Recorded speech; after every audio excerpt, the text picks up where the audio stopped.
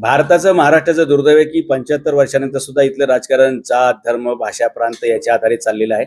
हे सगळे लोक झेंड्याच्या आधारे राजकारण करतायत। भगवा निळा पिवळा हिरवा असे झेंडे आहेत। आम्ही अजेंडावर काम करू आणि अजेंड्याच्या आधारे ह्या निवडणुका लढवू आणि आमच्याकडे जात धर्म याच्यापेक्षा माणसाची गुणवत्ता त्याची क्षमता त्याचं ज्ञान त्याचं शिक्षण त्याची दूरदृष्टी याला प्राधान्य असणारे, कारण आपल्याला देश पुढे न्यायचा असेल तर अशा सुशिक्षित लोकांना संधी दिली पाहिजे। विजन शहरांच्या बाबतीत तर एवढंच आहे की पहिलं या शहरांना धूळमुक्त केलं पाहिजे, ट्रॅफिक मुक्त केलं पाहिजे, स्पीड ब्रेकर मुक्त केलं पाहिजे आणि या शहरांमधले जी अस्वच्छता आहे ती घालवली पाहिजे।